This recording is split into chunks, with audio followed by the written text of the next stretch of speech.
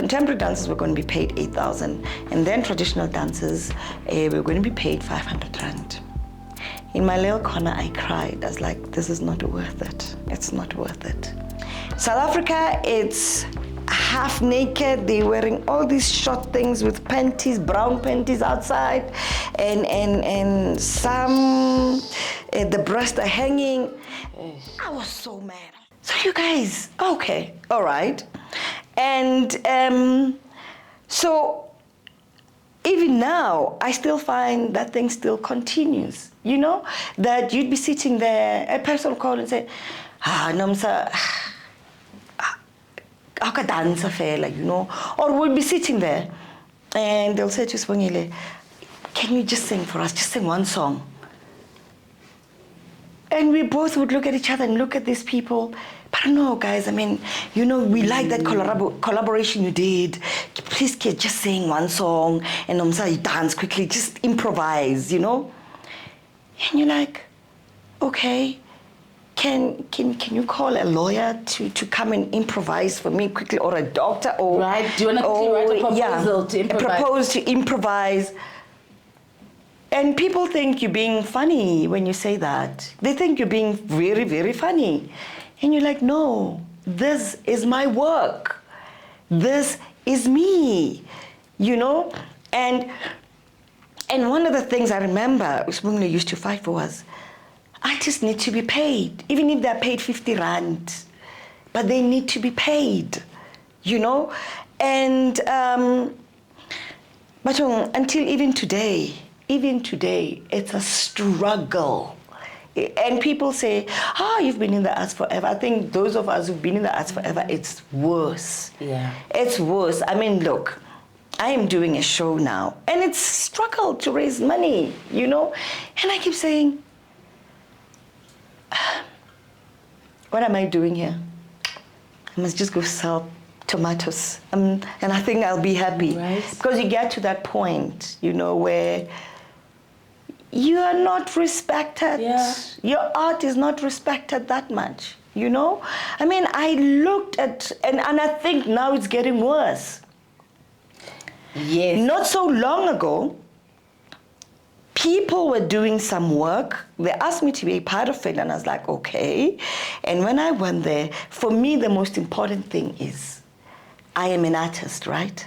And there has to be respect for artists. So when you have artists come and work with you, or you work with them, you need to treat them well. There's so much that you need to provide. And in this work that was happening, artists were not catered for, there was no water, there was absolutely nothing. And I remember one of the people who was working there called me and said, I'd like to meet with you. And he said whatever his name was, because all the artists here, most of the artists who were here, they're talking about you, to say, if NOMSA was here, this is what was going to happen, you know? And I listened, because me, I just left. I was like, hey, guys, I'm sorry, I'm not going to do this. Yeah. And I looked at the amount of money they were paid. Honestly, I cried in my little corner. They were going to be paid. And then I'm talking about professionals. And I'm talking about people who have traveled. And these are dancers, right? And they were going to be paid 500 rand in this huge... Pardon? Huge, 500 rand, because they're traditional dancers. So they were going to have traditional dances, they were going to have contemporary dances. This is the call that I got. And then contemporary dancers were going to be paid 8,000, and then traditional dancers were going to be paid 500 rand. In my little corner, I cried. I was like, this is not worth it. It's not worth it. And I was like, you know what? Next year, I'm so excited. I'm really, really excited that I'm turning 60. For the first time, I think I need to focus just on me and just be happy and just for once.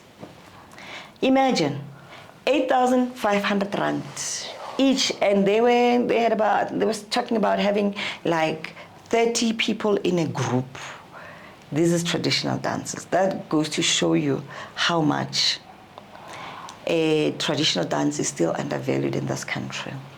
The only time it happens is May, Africa Day, just one day, and Lika September.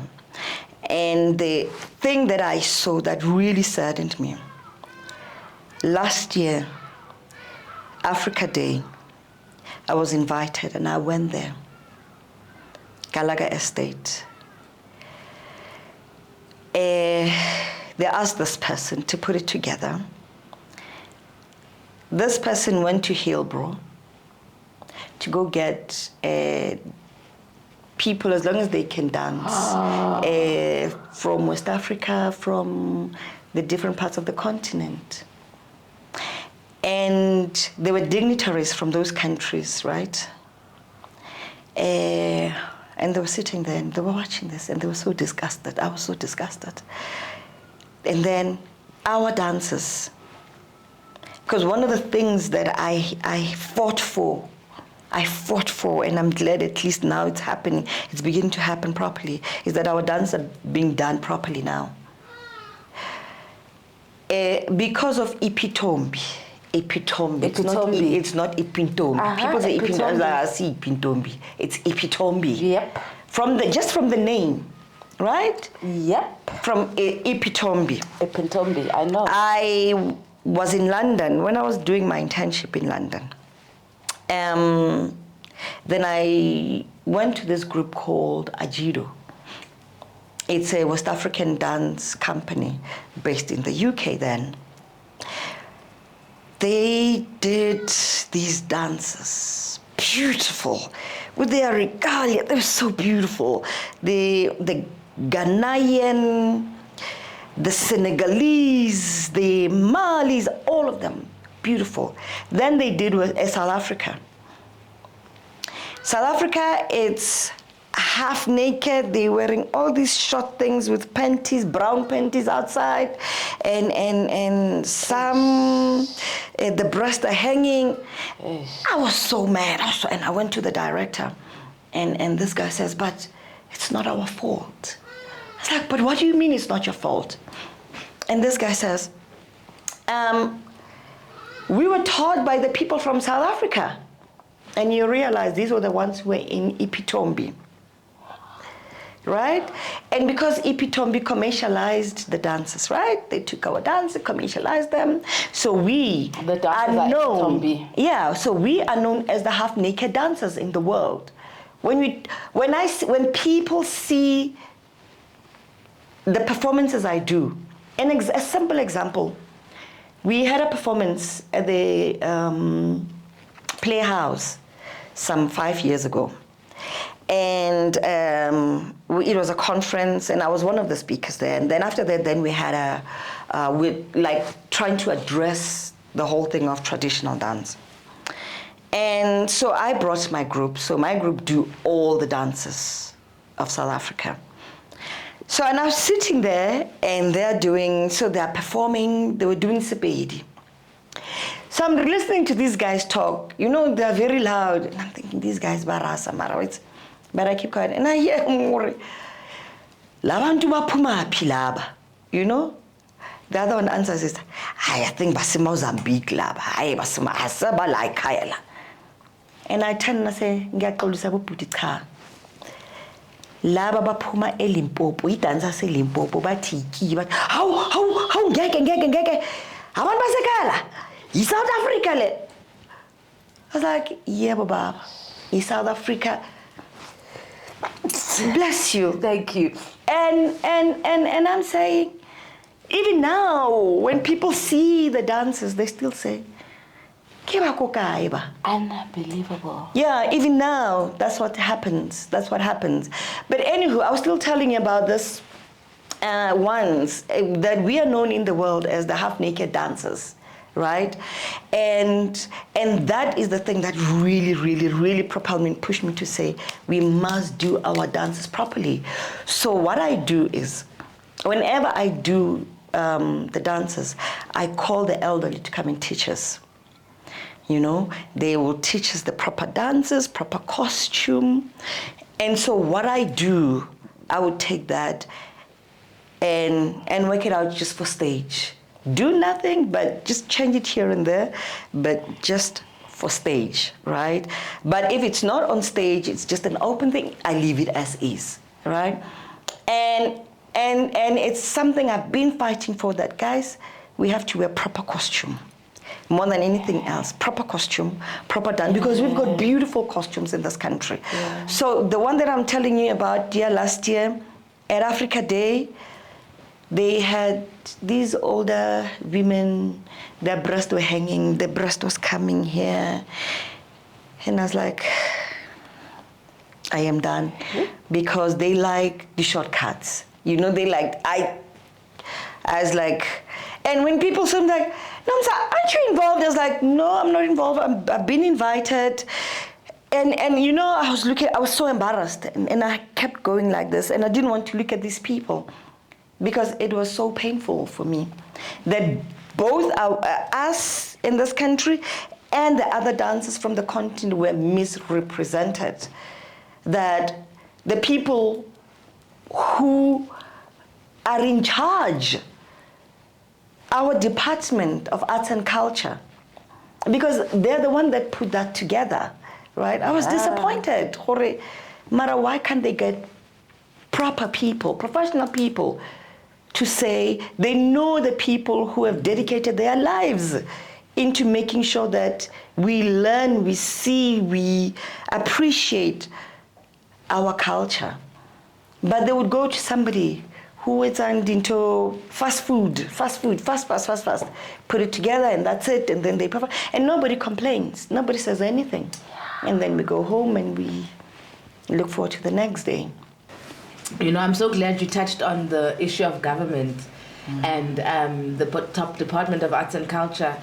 There seems to be a disconnect between the people who are doing administration for artists and the reality on the ground. So how do you think we're going to be able to bridge, and what are the problems? I think administrators do not understand artists. They do not understand artists. They, what's the word? They think they're doing us a favor, you know, as artists. You look at the other ministers who were there, you know. I like this one. I like Mackenzie, you know. Mackenzie, because he's still new, he's a new broom, but he's there, you know, he's hands-on. I've seen when they ask him to appear somewhere, he goes, it doesn't matter what you think of him, but he's hands-on. And that's what administrators need to do. You know, they need to be hands-on, not to sit there and sign checks and go. I don't know if you've been in a meeting with administrators for arts and culture. Some of them, you sit there and you explain and they look at you like, okay. You see they have no clue. And not all of them. There are some who know, who are on the ground, and it's very few of them, and I always feel so sorry for them, you know? So I think what we need to do is we need to get administrators and artists to sit together and talk about this. And administrators need to go to the shows to understand what artists are doing, to understand what they're administering. You know, there's no way you can administer something that you don't know, right? If they give me 10 million, they must come and see my show. Yeah. So that as administrators, they know and understand, okay, now we understand why you wanted so-and-so, Nabata, that amount of money is because of 1, 2, 3. You see? So I think it's important that administrators need to leave the office and go be on the ground and understand what the arts are all about. And then so that when they go back and sit down and administrate, they know what they're administrating. It's not theory. It's not what they studied about administration. You know, I mean, if I come and I say to them, guys, you know, if you can get me ballet bars and a spring floor, and it's something far-fetched to them. They don't understand if I put that into, because they're like, spring floor. Why spring floor? Where's Anga spring floor? The bar for what? But if they go and see these bars, dietang, this spring floor, how does it help dancers, you know?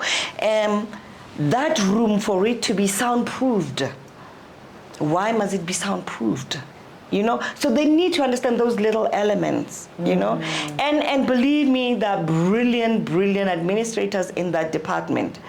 But there's a disconnect, as you say, between arts, artist, and the administrator. So administrators are here, artists are here. So they are not equal, they're not here. And they're supposed to be here, right? So I think it's about time that we need to start engaging and saying, guys, let's do this. What I like about Gayton Habamofonela, he tries to understand. At least that's what I've seen. He tries to understand, tries to engage people, you know, and you see him on the ground. I mean, a couple of things I've been to and I see him, you know, and I see what he's doing. And they say, new broom. And I keep saying, I'm like, I just hope it's not new broom, you know? This is real. He's going to continue with his term until abafetse.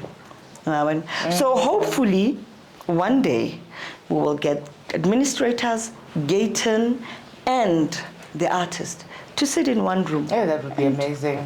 Yeah, and just talk. It mustn't be, because what I find is, if you have a way to Gayton, you quickly get a meeting.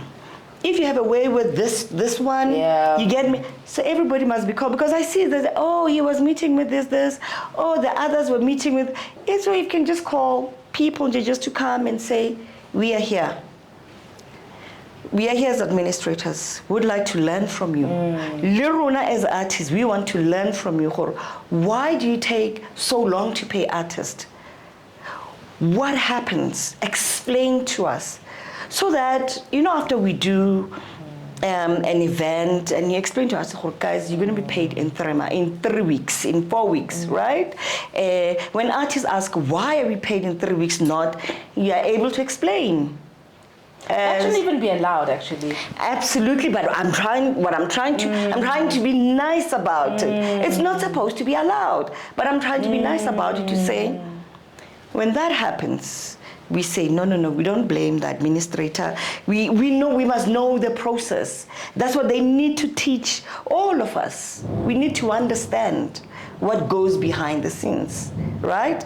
And Libona, they need to understand what goes behind the scenes of artists. And in that way, we'll all be happy. Because one thing I always say is that this country was liberated by artists for us to start appreciating our music. It's when there was a cultural boycott. All of us wanted to go to New York, to go and dance in New York, because we all think the streets of New York and Europe are paved with gold and diamonds. You get there, they're the most dirtiest some places, better than your own place, right? I mean, your place is better than theirs, right? And so cultural boycott. We started appreciating people like Bo Brenda Fassie, Bo Chico. I mean, we started appreciating our own. You know, it was so beautiful. So now I'm saying, we need to keep building on that. Look at Amapiano Aitang. Look at what Amapiano are doing for the world. It's the most beautiful thing how it's Amaile Olukako that, you know, when you're outside, one thing I always say was, one of the things that I love Spansola. And people just didn't understand why. Because it's something that was looked down upon, that, and I always say one thing about Spansula, created a language for dance in this country. When you're in Europe, when you're anywhere in the world, when you see Mapansula dance, you say, that's home. That's South Africa, right? When you see amapiano, when you see Jwalabam, yes, that's home, right?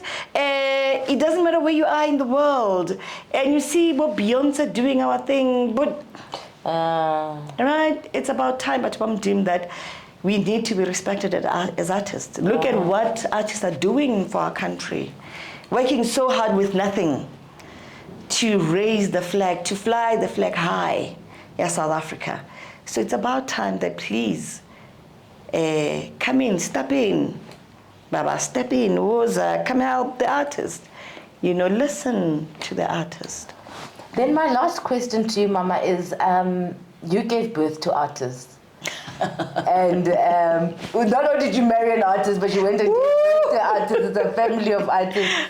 So, I think that there are parents out there who would need, because artists are really strange fruits, So sometimes like a engineer will give birth to a traditional rebellious artist.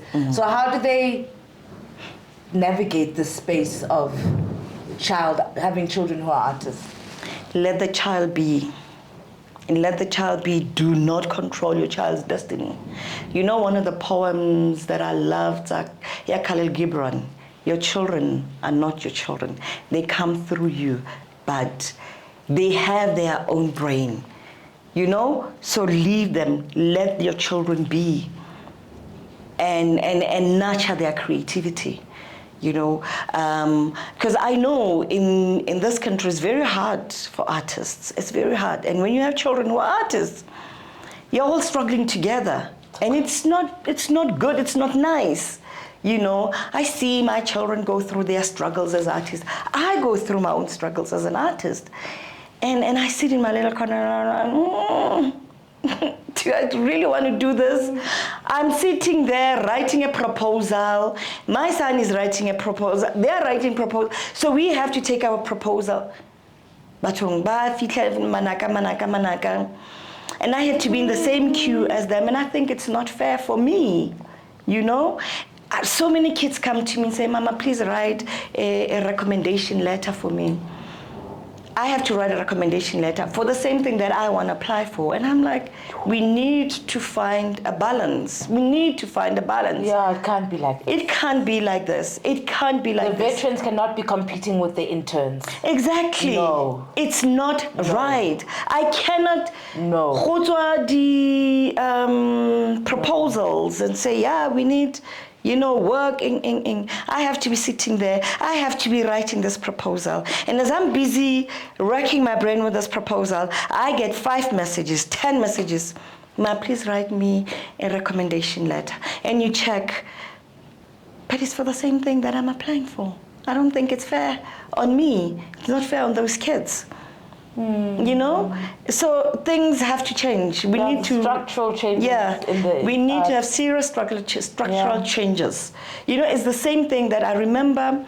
I was asked to come to some audition, but I was not being auditioned. So I was just coming in straight.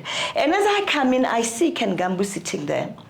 And I go to him and I greet him and I'm so excited to see him. And I ask him, why are you sitting there? He says, no, I'm going for an audition. I was like, are you going for an audition? And there were, I think, about 4 young people, Bahleli with him. And I was like, it's not fair, you can't. That's so insulting. That's exactly what I said to him. And he's like, yeah. And he stood up, he got so mad, and I felt so bad. I was like, oh, what did I do? And then the people who were auditioning came out, and oh, no. Oh, we made a mistake, and then we did this. I was like, for Ken Gambu to audition with these other 5 people. Come on, guys. Come on. It's either you want Ken Gambu or you don't. Period. You know him, you don't. And that's what I decided. I took a decision a long time ago. It's either you want me or you don't want me. Right? And that's it. And I'm happy with it. So, we need to start working on these things. Yeah. They say veterans. And look at our veterans. Our veterans, when they die, we have to be koleking, we have to be, and people say, yeah, but they've long been in the business. I say, yeah, they've long been in the business. They say, what happened to the money? Say, let me tell you something. You earn once a year. By the time you earn this 100 rand, you have to pay for the 12 months. Yep. And that 100 rand is gone. Yep. So it's time that we need to start really looking at this veteran thing. I mean, now when I have to sit down and do proposal, I refuse, guys, no, I'm done, I'm tired. What I do, I just do this recommendation letters, kapulu e white, to these kids. I recommend them, I write. I don't want to compete with them. Because if I compete with them, how am I going to write that recommendation letter? How am I going to do that? How? And why would that be? And why would that be? Why would that, when an engineer at your level is at a certain level, Yeah. and so why is the rules different in the arts? Exactly. And that's one of the things that's the first thing that we need to start talking about. We need to start talking about that. We need to start having a conversation about that. That there are people at a certain level, right? And I'm not saying it arrogantly. No. We've been there forever. Experience. Experience, right? There surely needs to be something that needs to happen differently. I cannot kingwane proposal. Lingwana ole otlang. We are compared, and then I get 190. Lena, and we are in the same category. Lena to say 190. Really? Things have to be different now. Things have to change. We need to start respecting our own. Not only when they are dead. You know? People must stop running around. When our veterans, our so-called loved ones, are dead. No, let's do that now, while they're still alive. Let them be appreciated while they're still alive. You know, because unfortunately those things are done by your friends, you know, who appreciate you to say, this is it. But you want your country to do it for you because you gave so much of yourself to this country. I've given so much of myself to this country from when I was a child, and I'm growing old. That's why I'm saying, now lately I go, hi, I'm tired. I'm looking forward to my birthday. Because you get tired. You get tired of fighting the same battle. But the battle that needs to be fought now, that we need to fight, is this of experience.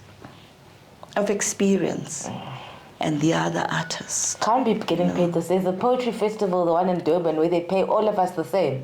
No. Where it's just like, excuse me? It's not happening. It can't be like that. You're disrespecting me and everything I've done.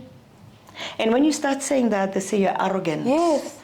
And they start sidelining you. Yep, that's exactly what, exactly. They start sidelining, but Ole, no, he's expensive, he's difficult, she's what, and they want to pay all the poets 8,000 rand. All of them. And how long has that festival been? And they know the people, they've invited you 5 years ago, and they still want to pay the same amount with the same people who have started last year. Thank you. It's not fair, it's not right, it needs to stop. It's disrespectful. Completely disrespectful. We need to be respected as artists. It's not like you're not giving back. We always give back. People come to us, people suck from us, and we give. We give to a point that we get so depleted of giving. So it's about time that our government need to recognize that. Like government. We don't even have medical aid. We don't have retirement annuities. There's no policies in place that protect like other industries. And when you are sick, you go to a government hospital, they say, why are you go government hospital? When my best friend was sick, they took her to what is this, Joburg Jan. And people are questioning, no, Sibongile Khumalo can't go to Joburg Jan. People were calling me and I was like... Reality. Yeah. When I was sick, when I was diagnosed with stage 4 ovarian cancer, I was just lucky that I had friends who rallied around me and paid. Fortunately, the first time when I was sick, yes, one had saved. One had saved. I went to a private hospital and I paid cash. And we always have to pay cash. Drained me. Yep. It drained so me. Unfair. It's 2021. I was diagnosed 2016. 2021, cancer recurred. And I was like, I'm not doing this. I was like, I'm not going to a government hospital. Let me die in peace. And then I remember a friend called, Roshni, you know Roshni. Roshni called me. He was like, but you're always so hyperactive. So I was like, hi Roshni, I'm tired. You know, I'm from the, this is me now, just telling, just venting. I'm from the oncologist. And the oncologist says, you know, he's worried, my cancer, this. And he says, and I said, no, I have to go and do an op, but I don't have the money. Anyway, we'll see. And Roshni says, so, but how much are you supposed to pay? I was like, well, the doctor said I must save something like 150.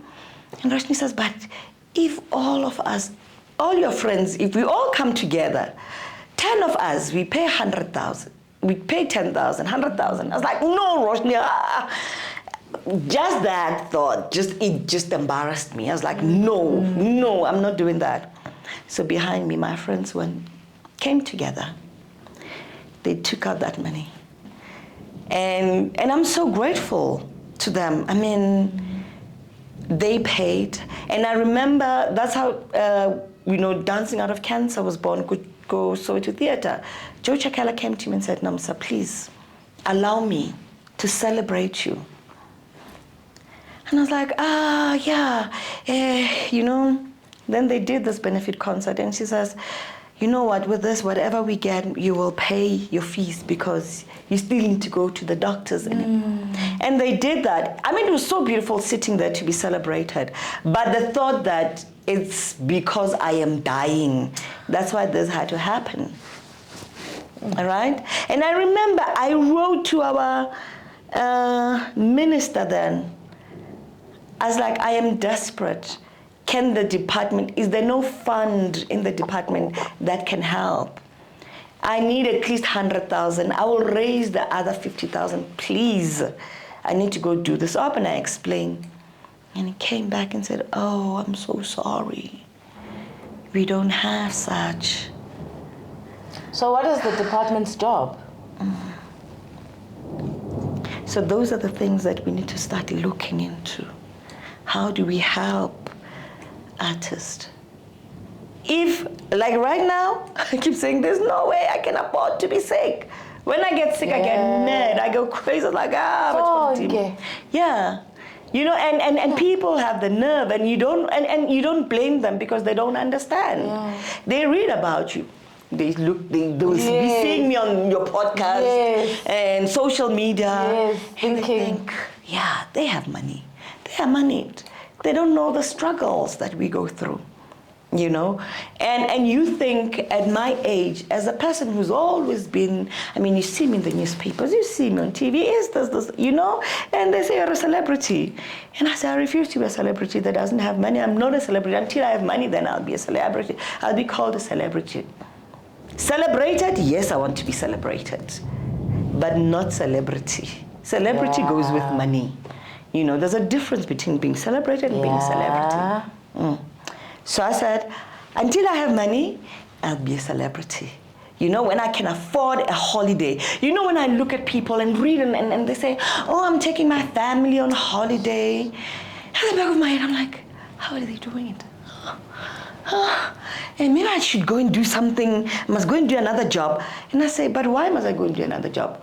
Why can't my job pay for my holiday? You not also fools people. The people who give us gigs, fly us to these fancy places, book us into a fancy hotel, nice food, we're taking pictures, But nobody don't realize that we're not paying for any of that. Exactly.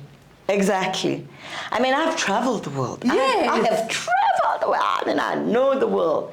But I've never used any of my money to pay for all these luxuries, for all these... So it's an illusion. It's an illusion. And sometimes we even say to those people, no, don't fly me first class. First class is 100,000. Say, no. It's not me. It's a sponsor. I got sponsorship for it. You're like, I'm not winning this one. It's fine. I'll fly first class. It's okay. You know? So, yeah, it's tough. Being an artist is not a faint-hearted. No, it's not for the faint-hearted. I mean, I'm still here, and I'm still an artist. Woo! I celebrate myself every day. Thank you, Mom, and we celebrate you. Thank you. Thank you so much for taking the time to come and hang out with us. Thank you for inviting me. I'm so excited. Finally, I'm here. Mom, whatever. Listen to me. There you have it. Thank boys you, and darling. girls, ladies and gents, MOYA Rice. Thank you so much for joining us for another beautiful episode of MOYA. We'll see you again next time. Who are you when all you were has been diluted by lies and white lines cancelling out all that which has been written of your history? Why do you look at yourself as a mystery? Doesn't the sun shine because you open your eyes? Doesn't the moon stay situated within the same stars your DNA sparkles off? Your spirit knows that surely corner into e off. Buza umoya so you may return to being well off. Because spiritually you are rich, yet your ancestors cry because you are out of reach. But yours is to command all elements while God takes inspiration from the very mirror she looked at to become. Remember who you are and never finish just when they think that with you they are done.